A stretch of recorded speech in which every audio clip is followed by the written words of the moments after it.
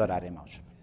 Querido e bom Pai, estás nos céus, muito gratos te estamos, Senhor, porque mais uma vez Tu nos concedes este santo privilégio de aqui estarmos reunidos em Teu nome, Senhor. Obrigado porque mais uma vez nós temos a certeza de que o Teu Espírito está entre nós e que Ele nos vai ajudar a compreender aquilo que nós vamos ler, Senhor, da Tua inspiração. O mesmo Espírito que inspirou a autora deste livro é certamente o mesmo Espírito, Senhor, que está na disposição de nos ajudar e nós pedimos, Senhor, que Ele nos venha ajudar a compreender e, sobretudo, a assimilar estas matérias, Senhor, que nos ajudam a compreender a postura e a fé destes grandes homens de fé do passado. Senhor, fica connosco, hoje que vamos iniciar o estudo de um novo personagem do tempo da Reforma Protestante, que Tu abras o nosso entendimento e o nosso coração, te pedimos tudo e desde já pela fé te agradecemos em nome de Jesus. Amém. Esta noite nós iremos começar com o 9º capítulo, iremos lê-lo todo. E este 9º capítulo é também o início de uma nova secção, a segunda secção, e vamos só fazer aqui uma recapitulação de como é que estava o cenário religioso na Europa no século XVI. Pois bem, como podem ver, portanto, aqui a maior parte da Europa, esta cor amarela, portanto, refere-se, portanto, às zonas de influência católica ou romana. Portanto, como podem ver, Portugal aqui está totalmente amarelo, portanto, na zona de domínio católico, a Espanha igualmente. Na França, a Itália igualmente. Na França já há aqui umas ilhas, e estas ilhas é da influência dos huguenotes franceses. E esta influência é também uma influência calvinista, ou seja, de João Calvino. Nós iremos ainda falar de João Calvino. Pois bem, aqui na zona da Suíça, com sede aqui em Genebra, esta estrelinha vermelha significa, portanto, era a sede de um dos grandes ramos do protestantismo. Portanto, Genebra foi considerada, como já vos disse, a Roma protestante. Pois bem, aqui a Suíça, incluindo a cidade de Zurique, nós hoje iremos falar, portanto, já era um bastião do protestantismo. Também aqui esta zona, portanto, vocês estão-se a recordar, portanto, é a zona da Boémia, a zona da Morávia, etc. E depois temos aqui esta zona de influência luterana, portanto, grande parte do Império Germânico da Alemanha, portanto, com sede em Wittenberg, onde Martinho Lutero era professor na universidade. Pois bem, toda esta zona do norte da Alemanha e uma grande parte do sul da Alemanha, a Dinamarca também, os países nórdicos, como a Noruega, a Suécia, não se vê aqui a Finlândia, e até os Estados Bálticos. Os Estados Bálticos, portanto, compreendem hoje a Lituânia, a Letónia e a Estónia. Portanto, toda esta região aqui já estava sob a influência do luteranismo. Aqui na Inglaterra nós temos, portanto, a influência do anglicanismo. Embora o anglicanismo teologicamente não seja muito diferente do catolicismo romano, houve uma separação de Roma, mas mais por interesse político. O rei Henrique VIII de Inglaterra desejava separar-se da mulher, a Igreja não lhe concedia o divórcio e então ele, para conseguir o seu intento, que era divorciar-se da mulher, divorciou-se da Igreja em primeiro lugar e depois divorciou-se da mulher. Portanto, foi uma questão que não tinha base religiosa. Mas, reparem, na Escócia já havia uma influência calvinista também. Claro, a Irlanda era católica ainda, e depois aqui temos outras religiões, como nomeadamente as religiões ortodoxas. Muito bem. Temos aqui alguns fundadores das igrejas protestantes europeias, ou digamos dos ramos do protestantismo, portanto, desde já Lutero, claro, que era alemão, portanto, e que iniciou a sua reforma na Alemanha e que fundou, por assim dizer, o luteranismo. Portanto, todas as igrejas luteranas descendem, como o próprio nome indica, de Martinho Lutero. Portanto, ele foi o responsável pela reforma luterana. Depois, quanto ao calvinismo, temos Calvino, que se sediou em Genebra, embora Calvino não fosse suíço, ele era francês, mas sediou em Genebra. Nós iremos ainda falar sobre ele. E também com outro reformador, este sim era suíço, Zwinglio, que foi a partir da cidade de Zurique, que era a cidade mais importante da Confederação Helvética, que ainda hoje é também. Pois bem, o calvinismo, embora o seu nome derive de Calvino, pois bem, também teve a influência de Zwinglio, e aqui nós temos o chamado movimento da Reforma. Quando nós ouvimos falar das igrejas reformadas é o ramo calvinista do protestantismo. Por exemplo, na África do Sul, a igreja oficial na África do Sul já não é, a igreja reformada holandesa, é de inspiração calvinista. Depois temos aqui também em Zurique Menno Simons, os anabatistas. Os anabatistas, como o nome indica, portanto, deram importância ao batismo por imersão, ao contrário dos outros reformadores que nem sequer fizeram menção a isso, e eles vão ser considerados como os reformadores mais radicais. E depois temos aqui o Henrique VIII de Inglaterra, que é o fundador do anglicanismo, mas aqui, como vos disse, portanto, não com grandes motivações religiosas, mas com outras motivações pessoais. E sabem, é porque a Inglaterra, sob a influência do anglicanismo, não fez grandes progressos na reforma protestante, que um século mais tarde, nomeadamente no século XVII, vai ocorrer, aí sim, um grande movimento reformatório. E aí temos a origem do metodismo com os irmãos Wesley. Vamos também falar disso. Aí sim, aí a Inglaterra viveu uma reforma protestante a sério, mas o anglicanismo, enfim, foi só uma separação de Roma, ok? Já agora, o ramo da igreja anglicana que existe em Portugal é chamada Igreja Lusitana. Eu recordo-me quando eu era adolescente, eu frequentava a igreja de Setúbal durante uns anos e muito perto da nossa igreja de Setúbal há uma igreja lusitana. Creio que não teria muitos membros, não sei se ainda existe, portanto é, digamos, a contraparte portuguesa da igreja anglicana. Muito bem. Portanto, hoje nós iremos falar neste capítulo 9 do reformador suíço, nomeadamente deste senhor, o Ulrich Zwinglio, e diz-nos Ellen White que na escolha dos instrumentos para a reforma da igreja vê-se que Deus segue o mesmo plano adotado para a sua fundação, ou seja, para a fundação da igreja. O mestre divino passou por alto os grandes homens da terra, os titulares e os ricos, que estavam acostumados a receber louvor e homenagem como dirigentes do povo. Eram tão orgulhosos e confiantes em si próprios, na sua alardeada superioridade, que não poderiam ser levados a simpatizar com os semelhantes e a tornar-se colaboradores do humilde homem de Nazaré. Foi aos iletrados e incansáveis pescadores da Galileia que Jesus dirigiu o chamado: venham comigo e eu vos farei pescadores de homens. O que é que Ellen White está aqui a dizer? Que a igreja começou com homens simples e humildes. Pois bem, também os reformadores protestantes, mais uma vez, foram homens simples e humildes. Porquê? Bom, não quer dizer que o Senhor despreze os outros, mas os outros é que o desprezam a Ele e na sua suposta superioridade não se deixam ensinar, não são humildes o suficiente para se deixarem guiar. Aqueles discípulos eram humildes e dóceis. Quanto menos fossem... Dóceis, atenção, este dóceis é mais no sentido de se deixarem ensinar, porque sabemos que eles às vezes não eram lá muito dóceis na forma de se relacionar. Portanto, aqui era mais a docilidade intelectual, ou seja, eram pessoas que eram plasmáveis no sentido intelectual, deixavam-se ensinar. Ok? Quanto menos fossem influenciados pelo falso ensino do seu tempo, com tanto mais êxito, poderia Cristo instruí-los e habilitá-los para o seu serviço. Passou-se o mesmo no tempo da Grande Reforma. E atenção que aqui, quando Ellen White usa este adjetivo, grande, para se referir à Reforma, estamos a falar de Lutero para a frente. Lembram-se que eu vos disse, até Lutero, este é um termo meu, temos a pré-reforma, ou seja, o tempo que precede a Grande Reforma, embora os pré-reformadores não fossem menos importantes do que os reformadores. Os principais reformadores foram homens de vida humilde, cá está, homens que no seu tempo eram os mais isentos do orgulho de classe e da influência do fanatismo e da astúcia dos padres. É plano de Deus empregar instrumentos humildes para atingir grandes resultados. Porquê? Porque quando Deus emprega instrumentos humildes e com esses instrumentos humildes atinge grandes resultados, a glória obviamente não vai para os instrumentos, vai para Deus. Certo? Não será então dada a glória aos homens, cá está, mas àquele que por meio deles, homens, age para o querer e o efetuar da sua própria aprovação. Poucas semanas depois do nascimento de Lutero, na cabana de um mineiro na Saxónia, lembram-se que nós vimos que Lutero veio de uma origem extremamente humilde, o pai era mineiro, e, portanto ele nasceu numa cabana. Pois bem, nasceu Ulrich Zwinglio, portanto, poucas semanas depois nasceu Ulrich Zwinglio na choupana de um pastor entre os Alpes. Reparem, um nasceu na cabana, outro nasceu numa choupana. Bom, Jesus nasceu numa manjedoura. Estão a ver? Homens simples, homens humildes, de origens humildes. O ambiente em que viveu a infância e os primeiros ensinos que recebeu foram de modo a prepará-lo para a sua missão futura.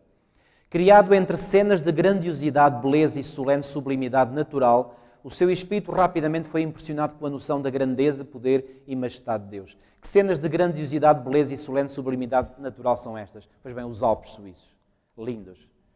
Eu vou aqui fazer uma confissão. De todos os países que eu conheço, e ainda outro dia estive a fazer a lista de países que conheço 25 países, para mim, ainda não há nenhum país que tenha suplantado em beleza a Suíça. É um país absolutamente lindíssimo em termos de paisagens naturais. Ainda agora, quando estive em Bucareste, na Roménia, encontrei-me lá com um colega de teologia suíço e eu disse, olha, eu digo que sempre que a Suíça, o teu país, é o país mais bonito que eu conheço até hoje. E são paisagens absolutamente arrebatadoras. E estas paisagens ajudaram a criar na mente deste jovem, portanto, a grandiosidade de Deus. A história dos feitos heróicos que tiveram por cenário as montanhas onde nasceu despertou as suas aspirações juvenis. E ao lado da sua piedosa avó, ouvia as poucas e preciosas histórias bíblicas que ela tinha rebuscado por entre as lendas e tradições da Igreja. Faz-vos lembrar algum personagem bíblico, quando diz aqui que este Ulrico Zwinglio aprendeu algo com a sua piedosa avó? Faz-nos lembrar quem? Timóteo, que aprendeu com a sua mãe e com a sua avó Eunice e Lloyd. Lembram-se? Paulo falar nisso. Com ávido interesse ouvia contar acerca dos grandes feitos dos patriarcas e profetas, dos pastores que vigiavam rebanhos nas colinas da Palestina, onde anjos lhes falaram da criancinha de Belém e do homem do Calvário. E estas histórias que a piedosa avó contava a Ulrico Zwinglio ficaram registadas na sua mente. Tal como João Lutero, o pai de Zwinglio, desejava educar o filho, e assim cedo foi enviado para fora do vale onde nasceu. O seu espírito desenvolveu-se rapidamente e em pouco tempo a questão era saber onde encontrar professores competentes para o instruir. Já vimos aqui que outros também, apesar de humildes, foram crescendo em conhecimento, em reconhecimento por outras pessoas, e o mesmo aconteceu com Zwinglio. Zwinglio foi sendo cada vez mais apreciado, cada vez conhecia mais. Com 13 anos foi a Berna, que na época possuía a escola mais conceituada na Suíça. Berna ainda hoje é, portanto, a capital da Confederação Suíça. Ali, entretanto, manifestou-se um perigo que ameaçou frustrar o seu promissor futuro. Os frades fizeram esforços decididos para o atraírem para um convento. Os monges dominicanos e franciscanos rivalizavam pela apreciação popular.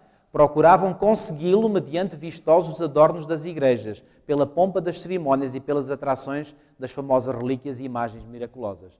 Lembra-se, por exemplo, que em Wittenberg eram as relíquias e estas imagens que atraíam muitos peregrinos até lá, e não só em Wittenberg, em muitos outros locais da cristandade. Pois bem, o pai de Zwinglio, quando se apercebeu, vamos ler, que o filho estava em perigo de poder ir para um convento, tirou-o de lá para fora.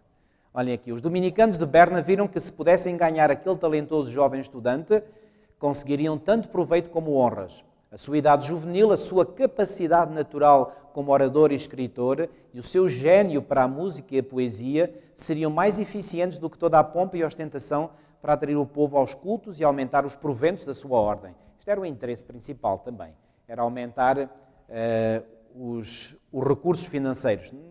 Não mudou nada. Hoje no mundo vemos muitas pessoas, em nome de Deus, fazerem autênticos negócios. Portanto, servem-se de igrejas como empresas para extorquir dinheiro ao povo. Não mudou nada.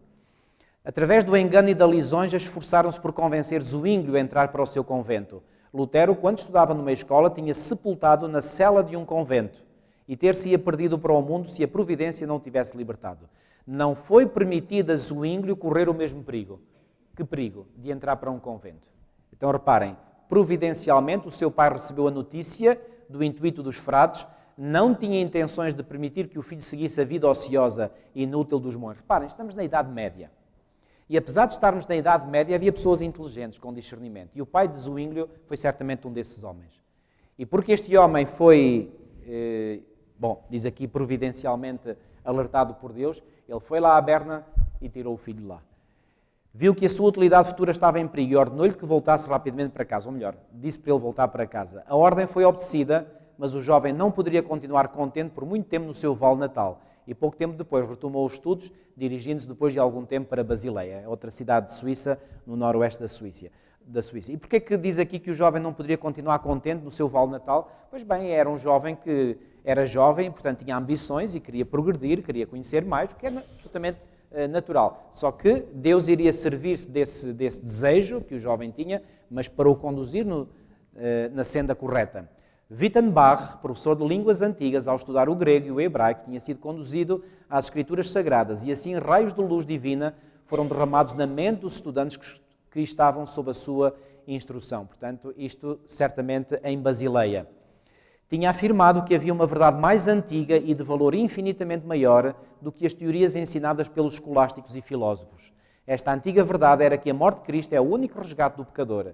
Para Zwinglio, estas palavras foram como o primeiro raio de luz que precede a aurora. Quando Zwinglio ouviu esta grande verdade bíblica, fez-se luz na sua mente. E a partir daí ele nunca mais se vai esquecer desta grande verdade. Pouco tempo depois, Zwinglio foi chamado de Basileia para o serviço ativo. O seu primeiro campo de trabalho foi uma paróquia alpina. Reparem, que estudos é que ele estava a fazer lá em Basileia? Estudos de teologia. Tornou-se padre. O seu primeiro campo de trabalho foi uma paróquia alpina, não muito distante do local do seu nascimento. Ordenado padre, dedicou-se com toda a sua alma à pesquisa da verdade divina, pois estava bem ciente, declara um companheiro de reforma, de quanto devia saber aquele a quem o rebanho de Cristo é confiado. Por outras palavras, ele achava que por ser líder do rebanho, ele tinha que aprender, ele tinha que saber. E estava correto. Quanto mais pesquisava as Escrituras, mais claro aparecia o contraste entre as suas verdades, ou seja, as verdades das Escrituras, e as heresias de Roma. Submeteu-se à Bíblia como a palavra de Deus, única regra suficiente e infalível. Vocês conseguem ver aqui este denominador comum que liga todos os reformadores? E qual é este denominador comum? Todos eles fazem da Bíblia e da Bíblia só a sua única regra de fé e prática. Ou seja, fazem da Bíblia a bitola, o padrão sobre o qual devem confrontar todas as coisas. Se esquecerem de todos os detalhes deste nosso estudo, não se esqueçam deste pormenor importante. Não é pormenor, é algo muito importante. Que é o facto de que os grandes homens de Deus do passado foram o que foram, porque assumiram na sua mente que a Bíblia, e só a Bíblia, é o padrão sobre o qual tudo deve ser testado. Se nós quisermos hoje ser reformadores com eficiência, com sucesso, pois bem, temos que seguir este padrão, não há outro. E se seguimos outro padrão, então aí já estamos a desviar-nos. Viu que ela, a Bíblia, deveria ser o seu próprio intérprete. Uau! A partir do momento em que Zwinglio faz esta descoberta, ele está no bom trilho. E por aí vai continuar. Não ousou tentar a explicação das Escrituras para sustentar uma teoria ou doutrina pré-concebida, mas mantinha como sendo o seu dever aprender o que constituem os seus ensinos diretos e óbvios. Sabem que muitas pessoas tentam fazer exatamente isto. Têm uma ideia pré-concebida e depois tentam ir à Bíblia para encontrar na Bíblia apoio para a sua ideia. Isto na teologia chama-se o método dedutivo de estudo da Bíblia. Ou seja, vai-se à Bíblia não para aprender o que lá está, mas para encontrar algo que sirva aos nossos interesses. Isto não presta, este método. Este método dedutivo é um método erróneo. Agora, o método correto é o chamado método indutivo.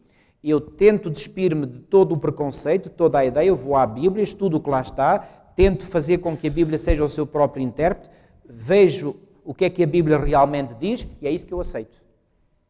Independentemente daquilo me agradar ou não. Há verdades que nós descobrimos na Palavra de Deus que nos consolam imenso, mas há outras que nos dão grandes bufetadas em mãos. Pois bem, devemos aceitar tudo. Não é só aceitar umas coisas e rejeitar outras, é aceitar o pacote inteiro, ou seja, toda a mensagem bíblica. E foi isso que este homem e outros fizeram. Procurou aproveitar todo o auxílio para obter uma compreensão ampla e correta do seu sentido e invocou a ajuda do Espírito Santo, que declarou ele, o revelaria a todos os que o procurassem com sinceridade e oração. As Escrituras, dizia Zwinglio, vêm de Deus, não do homem. E mesmo aquele Deus que esclarece te dará a compreender que a palavra vem de Deus. A palavra de Deus não pode falhar. É clara, ensina por si mesma, desvenda-se a si própria, ilumina a alma com toda a salvação e graça, conforta-a em Deus, humilha-a de maneira que ela se perde a si mesma e até se despoja e abraça a Deus. Portanto, nada de novo aqui. O próprio Zwinglio tinha experimentado a verdade destas palavras. Falando da sua experiência naquele tempo, escreveu mais tarde: quando comecei a dedicar-me inteiramente às Escrituras Sagradas, a filosofia e a teologia escolástica sugeriam-me sempre disputas. Ou seja, reparem, quando se fala da teologia, o termo é bonito, é correto, porque teologia significa o estudo de Deus. Só que o grande problema da teologia, ao longo dos séculos e ainda hoje, é que a teologia tem muitas ideias de origem humana. Porque daí nós às vezes fazemos a distinção entre teologia e teologia bíblica. A teologia bíblica é aquela que resulta do estudo indutivo da palavra de Deus. O tal método indutivo que eu vos falei há pouco. Aí sim, nós comparamos Escritura com Escritura e aí retiramos todo o sumo da Bíblia. Essa é a teologia correta. Agora, a maior parte da teologia tem ideias humanas lá metidas e estraga tudo. E, portanto, Zwinglio compreendeu que não se podia fiar muito na teologia e na filosofia. Finalmente cheguei a esta conclusão: deves deixar tudo o que não é verdade e aprender o conceito de Deus de uma forma correta apenas através de quê? Da sua própria palavra. Amigos, vou-vos dizer, logo no início do meu curso de teologia, eu confrontei-me com este dilema. E na altura, foi uma luta para mim, mas eu assumi um compromisso com Deus. Senhor, eu quero aprender a verdade. E por isso ajuda-me a estudar e a compreender a verdade apenas a partir da tua palavra. E comecei a fazer um bocadinho ouvidos mocos a algumas teologias, e então comecei a estudar e estudava. Às vezes ficava até às 2, 3 da manhã a estudar. Depois levantava mais 5, 6 da manhã. Dormia 3 horas, às vezes por noite. Mas estudava. E esse estudo ajudou-me a compreender, a alargar o meu horizonte, a ver as ligações entre umas... Uau! Até hoje, nunca me arrependi, um só instante, de ter seguido este método. E com tristeza posso dizer que alguns colegas que estiveram comigo na mesma sala, colegas de carteira, hoje nem sequer estão na igreja, nem sequer acreditam em Deus. Portanto, fazer um estudo de teologia, mas que não esteja baseado fundamentalmente na palavra de Deus, pode ser extremamente perigoso. Pois bem, este homem tomou esta decisão. Mais tarde, já depois de eu ter tomado esta decisão, eu li aí eu já tinha lido, mas assim por alto, comecei a ler o Grande Conflito. E quando eu cheguei a esta parte e compreendi isto que uniu, que foi o denominador comum de todos estes reformadores, eu dei graças a Deus. Eu disse, uau, exatamente a escolha que eu tinha feito. E foi uma grande lição para mim. E eu quero partilhar esta lição porque pode e deve ser a lição para nós, para todos vós. A palavra de Deus e só a palavra de Deus deve ser a nossa única regra de fé e prática. Repare o que é que ele disse. Então comecei a pedir a Deus a sua luz e as Escrituras foram se tornando para mim muito mais fáceis. Claro, quando nós temos, quando o Espírito Santo, quando nós pedimos o Espírito Santo para compreender a sua palavra e começamos a estudar a Bíblia, comparar a Escritura com a Escritura, a palavra de Deus torna-se claríssima e fácil. E mais, nós vemos que a palavra de Deus é um todo absolutamente coerente. Não há incoerências. Agora, se a pessoa não tem o Espírito de Deus a guiá-la, ela estuda e só vê incoerências. Por isso é que há muitas pessoas que dizem, a Bíblia está cheia de incoerências. Pois está. Quer dizer, não está. Mas eles veem porque não têm o Espírito a guiar a sua mente. Faz toda a diferença. A doutrina que Zwinglio pregava não a tinha recebido Lutero. Olha aqui este ponto interessante. Era a doutrina de Cristo. Se Lutero prega Cristo, disse o reformador suíço, ele faz o que eu estou a fazer. Aqueles a quem ele levou a Cristo são mais numerosos do que os que levei. Mas isto não importa. Não pregarei nenhum outro nome a não ser o de Cristo, de quem sou soldado e que é o meu único chefe. Ou seja, o que é que Zwinglio estava a dizer? Eu nunca tive contactos com Lutero. No entanto, pregamos a mesma coisa. Pregamos a Cristo. Porque era o mesmo Espírito de Cristo que estava a dirigir a um e a outro. Nunca escrevi nem uma só palavra a Lutero, nem Lutero me escreveu a mim. E porquê? Para que se pudesse mostrar quanto o Espírito de Deus concorda consigo mesmo, visto que ambos, sem qualquer combinação, ensinamos a doutrina de Cristo com tal uniformidade. Isto é absolutamente fantástico. E reparem, o que é que faz a união da nossa igreja? Amigos, o que faz a união da nossa igreja, não pensem que são esforços humanos. Longe disso. O que faz a união da nossa igreja é o Espírito Santo dirigir a cada um de nós e dirigir a cada um de nós no mundo inteiro. E por isso é que quando nós nos encontramos... Eu lembro a primeira experiência que eu tive numa sessão da Conferência Geral, foi a sessão da Conferência Geral de 1995. Eu lembro que houve um momento que eu me senti tocado, porque foi um senhor à frente que vinha lá de um país asiático, não me recordo qual era, se era as Filipinas, se era a Indonésia, e foi à frente fazer uma oração. E aquilo que me tocou é que quando o senhor estava a fazer a oração, ele disse muitas coisas nessa oração que eram coisas que eu também habitualmente dizia nas minhas orações. Eu pensei, uau! Um homem que vem de uma cultura lá tão distante que eu nunca vi nem mais gordo nem mais magro e, no entanto, diz as mesmas coisas na oração que eu digo. Reparem, qual é a conclusão lógica que nós podemos chegar? Um e o outro só podemos ser dirigidos pelo mesmo Espírito. E quando duas pessoas assim se encontram, podem ter muitas outras diferenças, mas unem-se nestas grandes verdades espirituais e regozijam-se por terem descoberto as mesmas verdades espirituais. É isso que nos une como igreja. É nós termos o mesmo Espírito a nos guiar a todos nós. Bom, os que realmente são guiados pelo Espírito. Espero que cada um de vós possa dizer com certeza, eu sou guiado pelo Espírito Santo.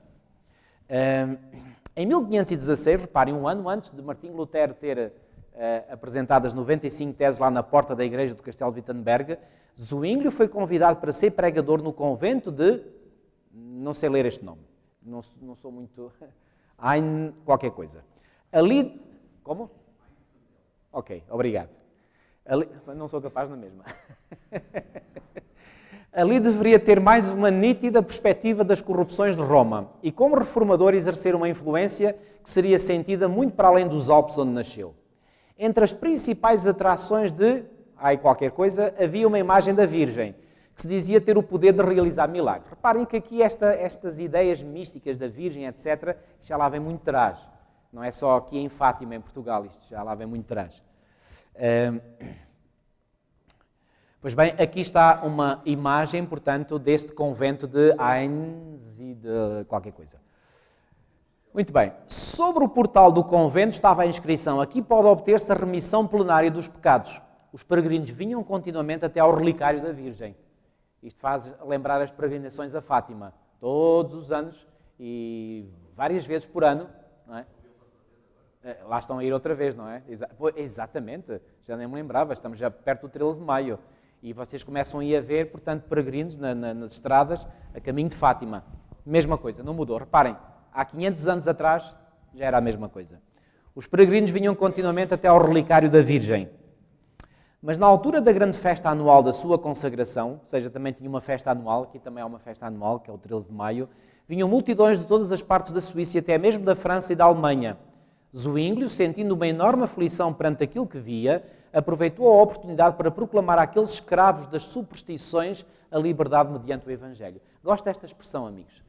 Escravos das superstições. Infelizmente, nós encontramos tantos dos nossos compatriotas que são isto mesmo, são escravos de superstições. E vou-vos dizer uma coisa, amigos, nós devemos ter pena dessas pessoas. Devemos ter misericórdia, porque eles são escravos e não sabem que são escravos. São superstições, são ideias completamente absurdas, não têm nada de verdade. No entanto, o diabo as prende através dessas ideias supersticiosas. Não conhecem esta maravilha que é a liberdade mediante o Evangelho. Então, Zwinglio disse: não imaginem, disse ele, que Deus está neste templo mais do que em qualquer outra parte da criação. Seja qual for o país em que habitem, Deus está junto de vós e ouve-vos. Será que obras sem proveito, longas peregrinações, ofertas, imagens, invocações da Virgem ou dos santos podem assegurar-vos a graça de Deus? Ou seja, ele tentava despertar a mente destas pessoas. E qual foi o resultado? Ele continuava ainda a dizer que vale a multidão de palavras em que envolvemos as nossas orações, que a eficácia tem um rico hábito de monge, uma cabeça bem rapada, vestes compridas e brilhantes ou chinelas bordadas a ouro. Deus olha para o coração e o nosso coração está longe dele. Cristo, disse ele, que uma vez foi oferecido sobre a cruz, é o sacrifício e a vítima que providenciou o pagamento para os pecados dos crentes por toda a eternidade. E agora repare o que é que aconteceu, como é que as pessoas reagiram perante estas palavras de Zwinglio. Estes ensinos não eram bem aceitos por muitos dos seus ouvintes. Era para eles uma amarga decepção ouvirem que a sua penosa jornada tinha sido sem proveito. Imaginem se vocês vão ali para Fátima ou vão aí para as estradas falar com os peregrinos e vão dizer isto que Zwinglio disse. Vão ter reações idênticas. Podem ter a certeza.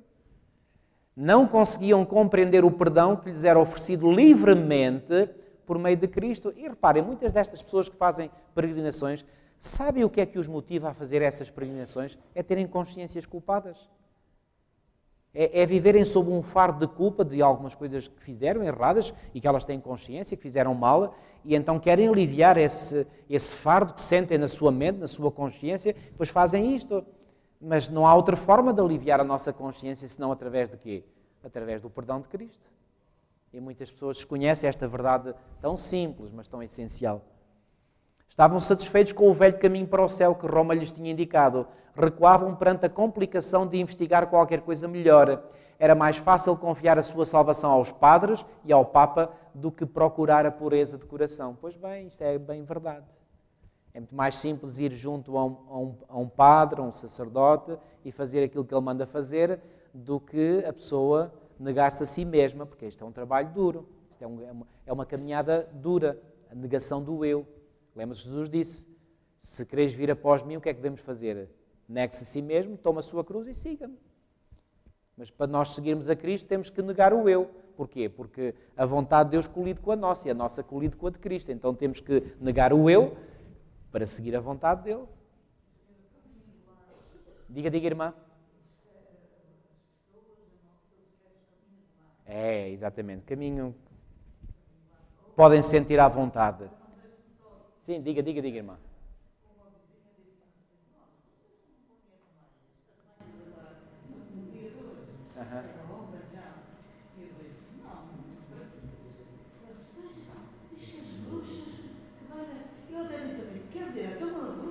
É só nesse dia que foi que atacar. Abra uma sua. Mas bem, Mas repara, irmã, como é tão triste nós vermos pessoas pensar de forma tão errónea. Tanta ignorância, tanta superstição. tanto ano que eu não ponho isso, não vou ver. Pois claro.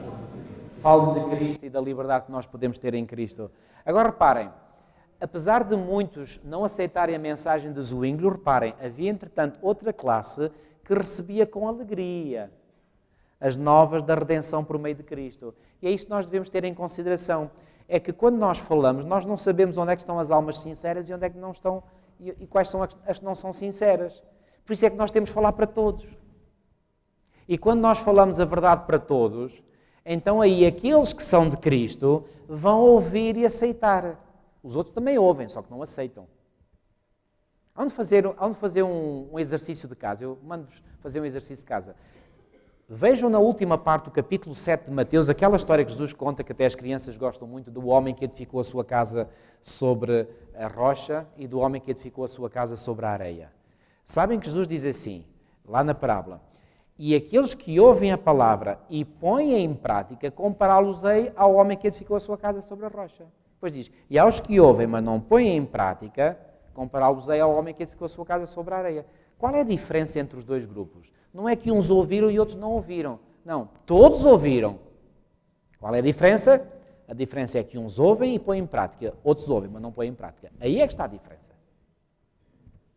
Aqui todos ouviram. E por isso nós hoje não sabemos quem é sábio, quem é insensato. Então temos que falar a todos. E ao falarmos a todos, sabe o que é que a palavra vai fazer? A própria palavra é que vai fazer a triagem. Conhecem este termo, que é o que se faz nos hospitais, nas urgências? Já trabalhei em urgências hospitalares. É ver qual é o grau de urgência dos pacientes que chegam lá e uns vão para um grupo, outros vão para outro grupo. Isso é chamada a triagem. Pois bem, a triagem divina é só feita em dois grupos. É o grupo daqueles que são sinceros e o grupo daqueles que não querem saber das coisas espirituais para nada. Mas como nós não sabemos ler o que vai no coração de cada um, temos que pregar para todos. E depois a palavra é que faz essa triagem. Então reparem, as cerimónias que Roma ordenara não tinham conseguido trazer paz à alma e, pela fé, aceitaram o sangue do Salvador como sua propiciação. Estes voltaram para casa desejosos de revelar aos outros a preciosa luz que tinham recebido. Estes ficam contentes e fazem lembrar o etíope, quando voltou para a Etiópia todo contente, depois de ter conhecido a verdade que liberta em Cristo, através de Filipe. A verdade era assim levada de aldeia em aldeia, de cidade em cidade, e o número de peregrinos ao relicário da Virgem diminuiu grandemente. Houve decréscimo nas ofertas, o que não agradou certamente aos alguns sacerdotes, e consequentemente o salário de Zwinglio, que era retirado dessas ofertas. Mas isto apenas lhe causava alegria, ao constatar que o poder do fanatismo e da superstição estava a ser quebrado. Ou seja, reparem, aquele que é sincero tem gosto em que a verdade seja propagada e aceite por outros, para que outros se regozijem igualmente nessa verdade. Mas aqueles que não gostam da verdade não gostam disso. As autoridades da Igreja não tinham os olhos fechados à obra que Zwinglio estava a realizar, mas no momento abstiveram-se de intervir. Esperando ainda conseguir atraí-lo para a sua causa, esforçaram-se por fazer isso através de lisonjas. Entretanto, a verdade penetrava no coração do povo. Os trabalhos de Zwinglio lá, nessa catedral, em Ai qualquer coisa, tinham-no preparado para um campo mais vasto, e este deveria ser penetrado em breve. Depois de 3 anos passados ali, foi chamado para o cargo de pregador na Catedral de Zurique. E aqui é que ele foi convidado então a ir para Zurique. Esta era então a cidade mais importante da Confederação Suíça e continua a ser. Zurique é a maior cidade da Suíça, embora não seja a capital é Berna. E a influência ali exercida seria amplamente sentida. Reparem, não era muito distante, portanto ali está a cidade de Zurique, mesmo no norte da Suíça. A cidade mais a norte é Constança, que fica ali, mesmo na fronteira com... Constança já é na Alemanha, peço desculpa. Portanto, mas faz mesmo fronteira com a Suíça. Aqui é Basileia, em alemão é Basel, em francês é Bâle, portanto não confundam quando ouvem estes nomes diferentes, portanto depende da língua em que se pronuncia.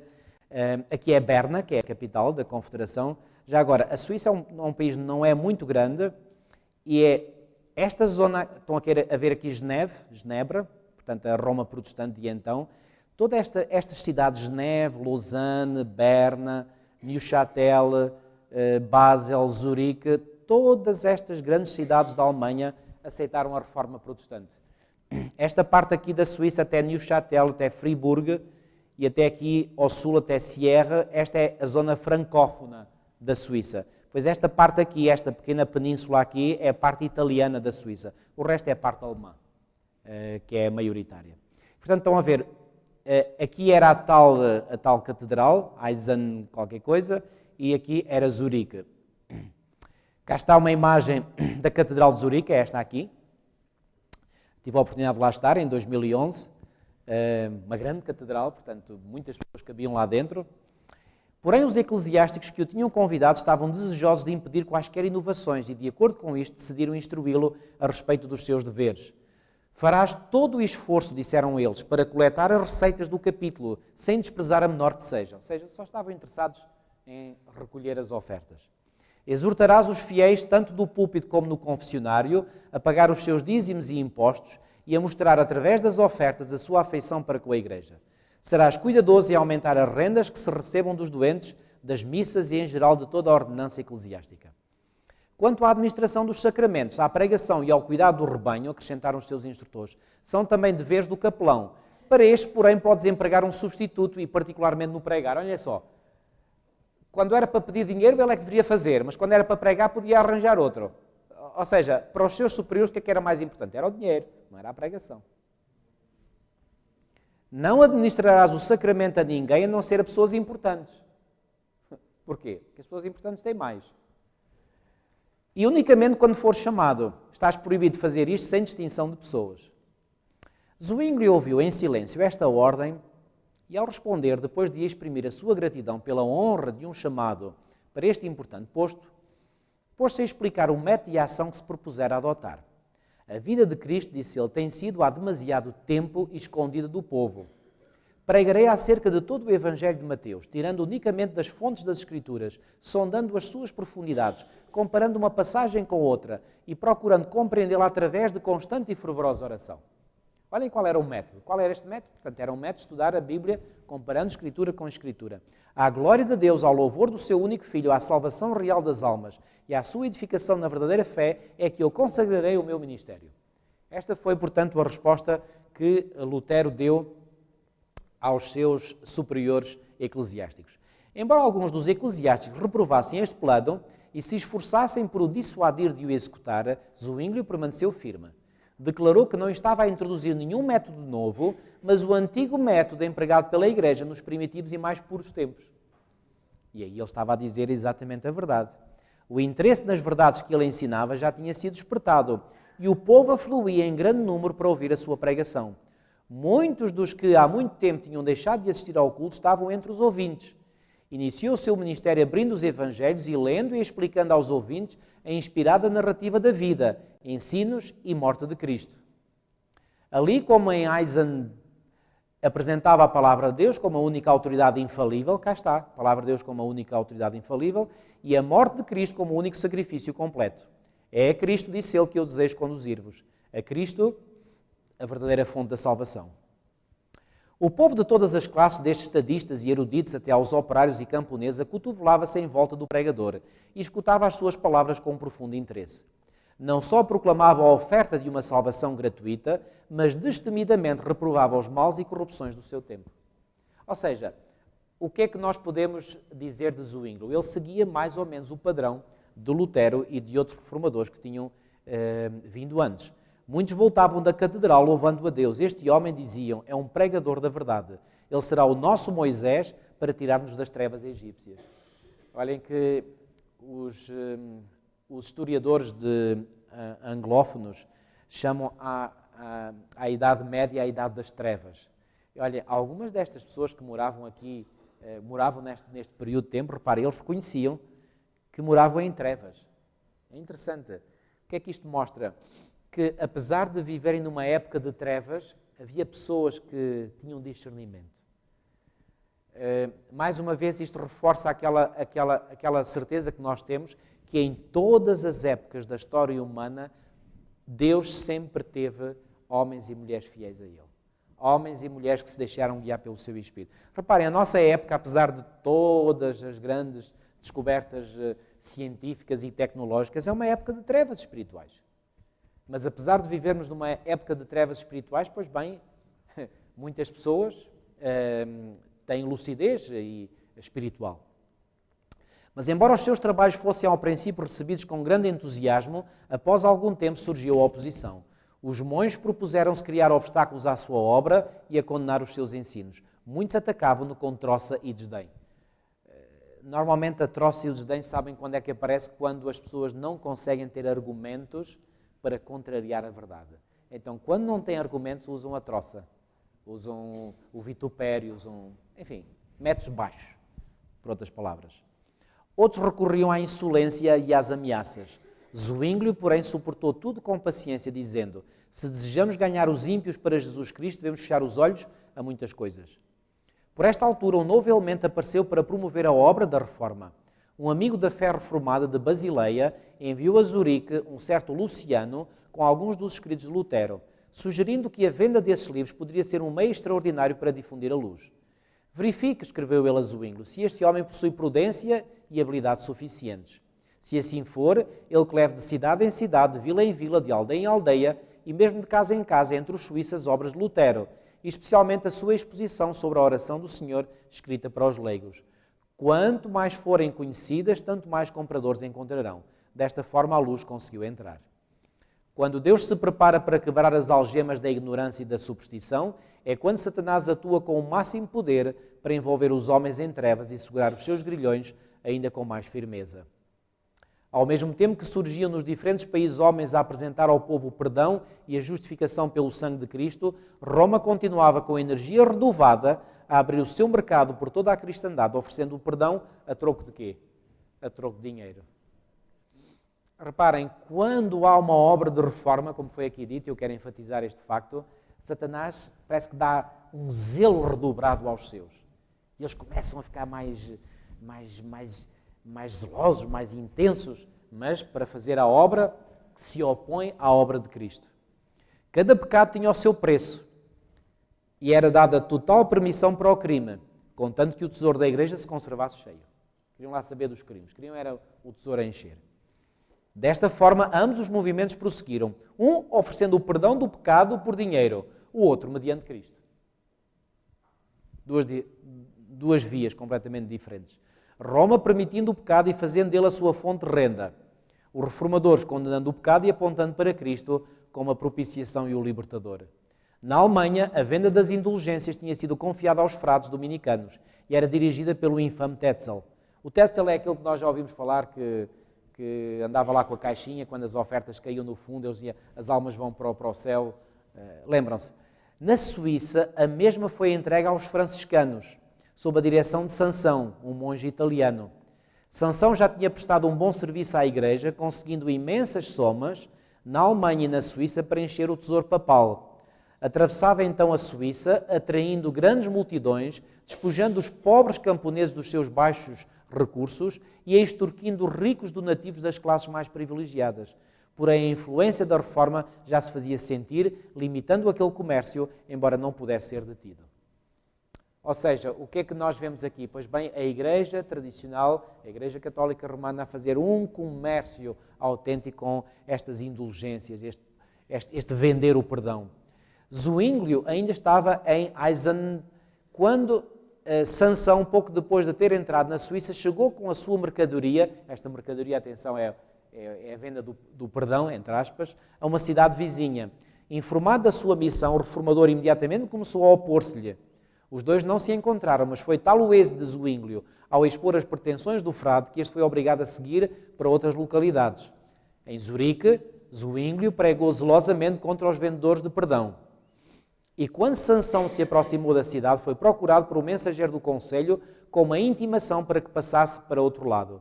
Servindo-se de um estratagema, conseguiu entrar, mas foi mandado sair sem ter vendido um único perdão. E pouco tempo depois deixou a Suíça. Ou seja, um indivíduo que tinha tido tanto sucesso noutras partes, aqui não teve sucesso nenhum. E não teve sucesso nenhum porquê? Porque lá estava um homem de Deus que pregava a verdade. Amigos, quando nós somos luzes à nossa volta, aqueles que são os mensageiros do erro não têm possibilidade de subsistir. Agora, se nós ficamos calados, claro, aí o erro subsiste. E bem, até cresce. Já agora, aqui um pequeno pormenor. Não se esqueçam, Zwinglio começa com Z, Zurique começa com Z. Portanto, ZZ. Isto para mim foi a forma de fixar. Se quiserem lembrar qual foi o reformador de Zurique, pensem que ele começa com Z. Ou se quiserem pensar qual é a cidade de Zwinglio, é uma cidade que começa com Z, Zurique. Ok. O aparecimento da peste, ou grande morte que varreu a Suíça no ano 1519, proporcionou um grande impulso à reforma. E vamos ver porquê.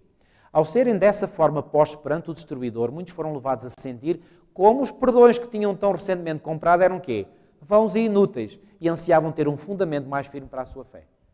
Sabem que Deus muitas vezes permite que venham crises para que as pessoas tomem consciência que muitas vezes edificaram a sua casa sobre a tal areia. E quando vem a tempestade e manda tudo ao charco e cai tudo por terra, então aí as pessoas é que acordam e dizem: uau, afinal de contas o meu fundamento não valia nada. E não. E foi o que aconteceu aqui. O próprio Zwinglio em Zurique adoeceu e ficou tão mal que toda a esperança de restabelecimento foi abandonada. E por todo o lado circulou a notícia de que tinha falecido. Naquela hora de provação, a sua esperança e coragem foram inabaláveis. Olhava com fé para a cruz do Calvário, confiando na totalmente suficiente propiciação pelo pecado. É a nossa única esperança também hoje em dia. Depois de ter escapado da morte, continuou a pregar o Evangelho, mas com muito mais fervor do que antes. E as suas palavras tinham um poder invulgar.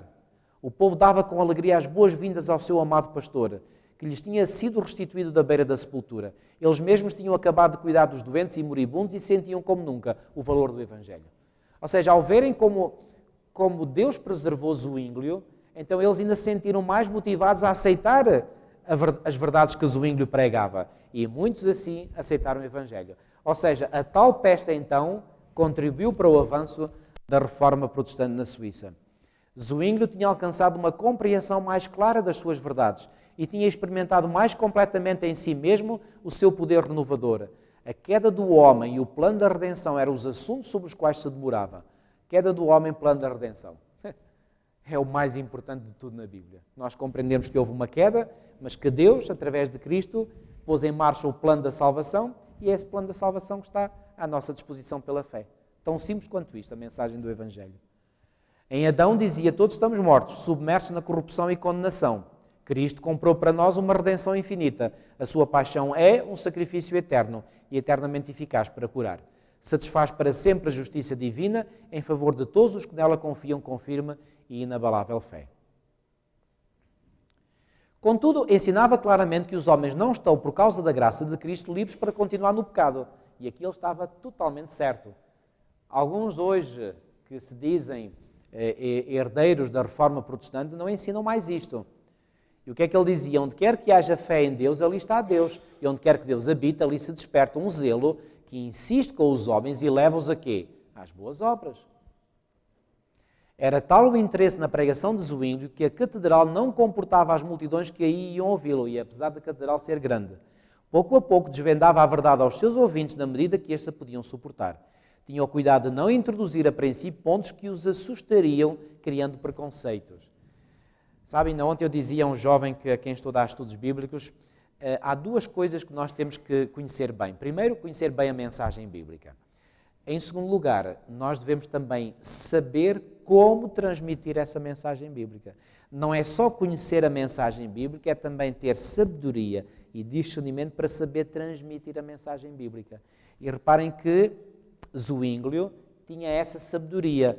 Porquê? Porque ele tinha o cuidado de não introduzir a princípio pontos que os assustariam, criando preconceitos. Lembram-se de Paulo, por exemplo, ter dito em 1 Coríntios 3, 1 e 2, a dizer: leite vos dei a beber, não vos dei alimento sólido, pois ainda não podias suportar. Ou seja, o verdadeiro servo de Cristo compreende que não se pode revelar a verdade toda assim, de repente, tem que ser a pouco e pouco.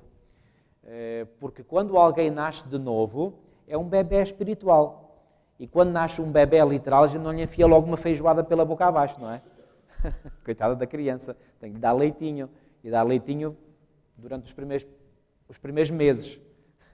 Ainda me lembro quando a minha mulher deu a primeira sopa ao Timóteo, foi no dia, nunca mais me vou esquecer disto, foi no dia em que ele fez 4 meses. Ele nasceu a 11 de maio e no dia 11 de setembro recebeu a primeira sopa, aquilo saía sopa por todos os lados. Eu disse à minha mulher, isto hoje é o 11 de setembro cá em casa. Porquê? Porque é difícil para as crianças começarem, portanto, a aceitar a progressão. Da mesma forma para as crianças espirituais. E, portanto, todo o instrutor deve ter consciência desse facto. O seu trabalho, olhem aqui, era conquistar o seu coração para os ensinos de Cristo, abrandá-lo pelo seu amor e conservar diante deles o seu exemplo. Quando eles recebiam os princípios do Evangelho, as suas crenças e práticas supersticiosas desapareceriam inevitavelmente. Claro. Passo a passo, a reforma avançava em Zurique. Alarmados, os seus inimigos levantaram-se numa oposição ativa. Um ano antes, o monge de Wittenberg proferira o seu não ao Papa e ao Imperador. Quem é o monge de Wittenberg? Quem é? Martinho Lutero, exatamente. Em Worms. E agora tudo parecia indicar uma resistência semelhante às pretensões papais em Zurique. Foram feitos reiterados ataques contra Zwinglio. Só que Roma aprendeu, de certo modo, entre aspas, uma lição em Worms. E agora eles tentam evitar usar os mesmos estratagemas agora aqui em Zurique. Reparem. Nos cantões papais havia discípulos do Evangelho que de tempos a tempos eram levados à tortura, mas isto não era suficiente. Aquele que ensinava as heresias segundo o ponto de vista de Roma, deveria ser reduzido ao silêncio, que era Zwinglio. De acordo com isto, o bispo de Constança, que é a tal cidade que nós vimos há bocadinho, fica portanto, lá no norte da Suíça, portanto, mas na Alemanha, enviou 3 delegados ao Conselho de Zurique, acusando Zwinglio de ensinar o povo a transgredir as leis da Igreja, pondo assim em perigo a paz e a boa ordem da sociedade. Roma sempre gosta de agitar a mente das pessoas e criar pânico na mente das pessoas, dizendo: se nós suportamos estas pessoas, isto vai criar a desordem na sociedade. Bom, vamos ver que é exatamente o contrário que estava a acontecer em Zurique. Se a autoridade da Igreja fosse posta de lado, insistia ele, teria como resultado uma anarquia universal. E agora parem na resposta de Zwinglio. Zwinglio respondeu que durante 4 anos tinha estado a ensinar o Evangelho em Zurique, que era mais silenciosa e pacífica do que qualquer outra cidade da Confederação. Não é então, disse ele, o cristianismo a melhor salvaguarda da segurança geral? Ou seja, onde a palavra de Deus era pregada, pois bem, essa era a cidade mais pacífica. Ou seja, era exatamente o oposto daquilo que o núncio papal afirmava, que a pregação do Evangelho agitava a sociedade, pois bem, acalmava mais. Há experiências que foram feitas, por exemplo, em cadeias, onde estão presos grandes criminosos, deixam às vezes pessoas ir lá pregar o Evangelho, pois bem, acontecem milagres. Cadeias que às vezes eram muito agitadas porque os presos andavam lá à guerra uns com os outros, de repente ficam todos calmos. Isto é o poder que o Evangelho tem de transformar corações. Os delegados aconselharam os membros do Conselho a permanecer na Igreja, afirmando que fora dela não havia salvação. Olhem que Roma continua a pegar-se a este conceito. Fora da Igreja Católica não há salvação. Zwinglio respondeu: não vos mova esta acusação. O fundamento da Igreja é a mesma rocha, o mesmo Cristo que deu a Pedro o seu nome, porque ele o confessou fielmente. Em todo o país, quem quer que creia de todo o coração no Senhor Jesus é aceito por Deus. Esta verdadeiramente é a Igreja, fora da qual ninguém se pode salvar. Ou seja, Zwinglio deu a volta ao argumento e Roma dizia, fora da Igreja não há salvação. E Zwinglio vai dizer, ok, tudo bem, fora da Igreja não há salvação, mas que Igreja é essa? A Igreja está fundamentada em Cristo, porque em Cristo é que nós temos salvação. Atos 4,12, o que é que diz? Nenhum outro nome foi dado entre os homens pelo qual importa que sejamos salvos. Como resultado da conferência, um dos delegados do bispo aceitou a fé reformada. O Conselho recusou-se a agir contra Zwinglio e Roma preparou-se para um novo ataque. O reformador, ao ser informado dos planos dos seus inimigos, exclamou: eles que venham, temos como o rochedo receia as vagas que trovejam aos seus pés. Os esforços eclesiásticos apenas favoreceram a causa que procuravam destruir. A verdade continuou a ser espalhada. Na Alemanha, os seus adeptos, abatidos com o desaparecimento de Lutero, tomaram novo ânimo quando viram o progresso do Evangelho na Suíça. Ficando a reforma implantada em Zurique, os seus frutos eram vistos de uma forma clara na supressão do vício e na promoção da ordem e da harmonia. Cá está. A paz tem a sua habitação na nossa cidade, escreveu Zwinglio. Nenhuma rixa, nenhuma hipocrisia, nenhuma inveja, nenhuma contenda. De onde pode tal união vir senão do Senhor e da nossa doutrina que nos enche dos frutos de paz e piedade? Este é o maior argumento em favor do Evangelho. Quando nós começamos a ver vidas transformadas, pessoas agitadas a ficarem calmas, pessoas que estavam deprimidas a ficarem animadas e confiantes. Isto é os milagres do Evangelho. As vitórias ganhas pela reforma estimularam os romanistas a fazer esforços ainda mais decididos para a destruir. Vendo quão pouco fora alcançado pela perseguição no sentido de suprimir a obra de Lutero na Alemanha, decidiram-se a enfrentar a reforma com as armas por ela usadas, ou seja, outra estratégia, outro estratagema. Manteriam uma discussão com Zwinglio e, tendo eles a escolha do assunto, assegurar-se-iam da vitória, escolhendo eles mesmos não só o local do debate, mas os juízes que decidiriam entre os contendores. Até dá vontade de rir. Quer dizer, imaginem, eu vou fazer um debate, mas eu escolho os juízes desse debate para me favorecerem a mim. Então, mas isto é absolutamente ridículo. Mas isto são os métodos de Roma. E se pudessem manter Zwinglio em seu poder, teriam cuidado para que ele não lhes escapasse. Uma vez o chefe reduzido ao silêncio, poder-se-ia rapidamente sufocar o movimento. Este propósito, contudo, foi cuidadosamente oculto. Fora decidido que o debate tivesse lugar em Baden, mas Zwinglio não estava presente. O Conselho de Zurique, suspeitando os intuitos dos católicos romanos, olhem que havia pessoas inteligentes que sabiam o que é que se pretendia. O Conselho de Zurique, suspeitando os intuitos dos católicos romanos e advertido pelas fogueiras acesas nos cantões papais para os que professavam o Evangelho, proibiu o seu pastor de se expor àquele perigo. Reparem que houve muitos cantões, é o nome que se dá na Suíça, àquilo que nós chamamos os distritos. Portanto, o país é dividido em cantões, assim como o nosso país é dividido em distritos. Houve cantões que permaneceram ligados à doutrina papal, portanto, eram chamados cantões papais. Mas depois havia os cantões protestantes. Eu, quando trabalhei na Suíça, na nossa clínica adventista, às vezes em conversas com alguns pacientes, quando eu via que eles eram suíços, e quando a conversa se predispunha a isso, eu às vezes lhes fazia a pergunta: olha, você que é suíço, já reparou que no seu país as zonas da Suíça que mais se desenvolveram foram aquelas que são de tradição protestante, não foram aquelas de tradição católica? E as pessoas ficavam assim a olhar para mim: olha, eu nunca tinha reparado nisso, mas é mesmo verdade. E é mesmo. O que é que isto indica? Indica que o Evangelho faz mudar.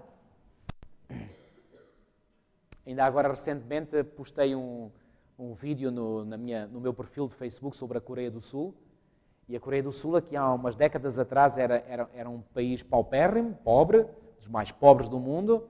Entretanto, os cristãos começaram a unir-se, começaram a orar fervorosamente, a orar pelo seu governo, pelo seu país. Juntavam-se nas igrejas às 5 da manhã. Resultado, passaram-se 20, 30 anos e hoje a Coreia do Sul é uma potência. É o que diz aquele texto, Salmo 144:15, sim, bem-aventurado o povo cujo Deus é o Senhor. Na vida de indivíduos, na vida de famílias, na vida de sociedades, na vida de nações, onde são aceitos os princípios do Evangelho, essas pessoas, essas nações, essas famílias prosperam. Sempre foi assim. Bom, estamos quase a chegar ao fim. Mas ir a Baden, onde o sangue dos mártires... Em Zurique ele estava pronto a enfrentar todos os partidários que Roma pudesse enviar. Mas ir a Baden, e atenção, Baden até não era muito longe de Zurique, já iremos ver, onde o sangue dos mártires da verdade acabara de ser derramado, seria ir para a morte certa. Oecolampadius e Haller foram escolhidos para representar os reformadores, enquanto o famoso Dr. Eck, que era um teólogo de Roma, apoiado por uma hoste de ilustres doutores e bispos, era o defensor de Roma. Embora Zwinglio não comparecesse, a sua influência foi sentida, e como? Os secretários foram todos escolhidos pelos romanistas e os outros foram impedidos de tomar notas sob pena de morte. Olhem só. Apesar disto, Zwinglio recebia diariamente um relatório fiel do que se dizia em Baden. Um estudante que assistia à discussão fazia cada noite um relato dos argumentos apresentados naquele dia. 2 outros estudantes faziam a entrega desses papéis juntamente com as cartas diárias de Oecolampadius a Zwinglio em Zurique. O reformador respondia dando conselhos e sugestões. Ou seja, ele recebia cada dia o relato do que lá se passava e depois ele redigia as respostas. Resultado, as suas cartas eram escritas à noite e os estudantes voltavam com elas a Baden de manhã. Para iludir a vigilância do guarda estacionado às portas da cidade, ou seja, de Baden, esses mensageiros levavam sobre a cabeça cestos com aves domésticas e por isso era-lhes permitido passar sem impedimento. Pensavam que eram mercadores. Cá está, Zurique é ali, Baden é ali. Isto é uma escala pequena, a Suíça é um país pequeno. Assim, Zwinglio manteve a batalha com os seus ardilosos antagonistas. Ele trabalhou mais, disse Micónios, com as suas meditações, noites de vigília e conselhos que transmitia a Baden, do que teria feito discutindo pessoalmente no meio dos seus inimigos. Resultado, os representantes de Roma, satisfeitos pelo triunfo antecipado, tinham ido a Baden vestidos com as mais ricas vestes e resplendentes de joias. Viviam luxuosamente e a sua mesa era servida com as iguarias mais caras e com os melhores vinhos. O que é que isto faz lembrar? Faz lembrar a Babilónia. Aquele primeiro capítulo de Daniel, quando Daniel e os seus companheiros chegaram lá, era só iguarias e vinhos. O peso dos seus deveres eclesiásticos era aliviado através de divertimentos e festejos. Em assinalado contraste, apareciam reformadores que eram vistos pelo povo como sendo pouco melhores do que um grupo de pedintes e cuja alimentação frugal os conservava apenas pouco tempo à mesa. Claro, não tinham muito para comer, mas assim tinham o quê? Uma mente mais lúcida. O hospedeiro de Oecolampadius, procurando ocasião para o observar no seu quarto, encontrava-o sempre empenhado no estudo ou em oração. E, maravilhando-se grandemente, referiu que o herege era pelo menos muito religioso. Pelo menos já reconhecia alguma coisa de positivo nele. Na conferência, Eck altivamente subiu a um púlpito esplendidamente ornamentado, enquanto o humilde Oecolampadius, atenção, este homem aqui, parece o nome latino, era aquele que recebia as mensagens de Zwinglio e depois as apresentava lá perante os papistas em Baden. Oecolampadius, mediocremente vestido, foi obrigado a sentar-se em frente do seu oponente num banco tosco. Nunca faltaram a Eck uma voz retumbante e uma confiança ilimitada.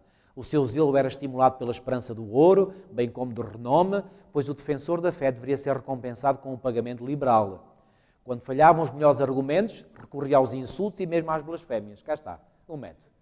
Quando vocês estiverem a falar com alguém, a expor a verdade e apresentarem argumentos que forem muito fortes e as pessoas começarem a responder mal, saibam que é tempo para dizer adeus a essa pessoa.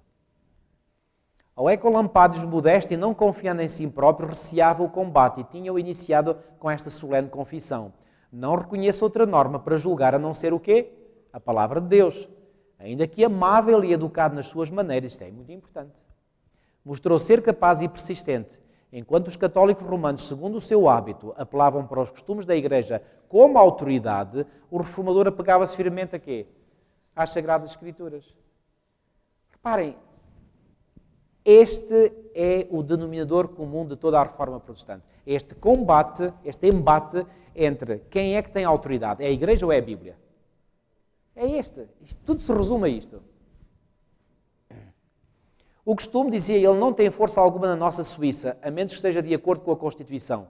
Ora, em assunto de fé, a Bíblia é a nossa Constituição. O contraste entre os dois contendores não deixou de produzir efeito. O raciocínio calmo, claro, do reformador, apresentado de forma tão agradável e simples, falava aos espíritos que se desviavam desgostosos das afirmações jactanciosas e violentas de Eck. A discussão continuou durante 18 dias. No fim, os representantes do Papa, com grande ousadia, pretenderam a vitória. A maior parte dos delegados ficaram ao lado de Roma e a Dieta declarou vencidos os reformadores e notificou que eles, juntamente com Zwinglio, os seus chefes, estavam separados da Igreja. Mas atenção, mas os frutos da conferência revelaram de que lado estava a vantagem. A contenda resultou num forte impulso para a causa protestante e, algum tempo depois, as importantes cidades de Berna e Basileia declararam-se pela Reforma. E assim o movimento da Reforma protestante estava a avançar, portanto, na Suíça. Cá está novamente um mapa da Suíça, aqui de Zurique, outras 2 grandes cidades, Basel, ou Basileia, aqui, e Berna, aceitaram, portanto, a Reforma protestante. Já agora, só uma curiosidade. Basel é a grande capital da indústria farmacêutica. As grandes indústrias farmacêuticas estão sediadas aqui em Basileia. Muito bem, chegamos ao fim deste capítulo, capítulo 9. Para a semana que vem iremos ver também o capítulo 10. Pois bem, estamos no final de abril, portanto já estamos no início de maio. Portanto, em 4 meses nós conseguimos fazer 9 capítulos, mais a introdução que faz 10, dá uma média de 2,5 por mês. Portanto, estamos a bom passo. É a minha convicção que de hoje, precisamente a um ano, final de abril de 2019, nós possamos ter o estudo completo do grande conflito feito. Vamos terminar com uma oração. Querido e bom Pai, estás nos céus, muitíssimo gratos nós te estamos, porque mais uma vez, através da Tua palavra inspirada, nós pudemos, Senhor, compreender estas grandes verdades da Escritura, as grandes verdades do Evangelho e, sobretudo, ver, através do exemplo destes grandes homens de fé do passado, aquilo que nós podemos também, pela Tua graça e pelo Teu poder, conseguir. Ó Senhor, aumenta-nos a fé. Ajuda-nos, Senhor, a podermos basear toda a nossa confiança, todas as nossas certezas, unicamente na Tua palavra. E que quando nós tenhamos que enfrentar alguém, possamos fazer apenas e só da Tua palavra a nossa única norma, o nosso padrão, a nossa bitola. E que estas verdades, Senhor, transmitidas com amor, mas também com força, com convicção, com poder, possam realmente tocar os corações daquelas almas sinceras e honestas que estão à procura de conhecer a verdade e que seguramente, no tempo certo, ouvirão, como Tu prometeste, a voz do bom pastor. Leva-nos agora em bem aos nossos lares, dá-nos uma boa noite, repouso e descanso e a continuação de uma boa semana. Te pedimos tudo e te agradecemos em nome de Jesus. Amém.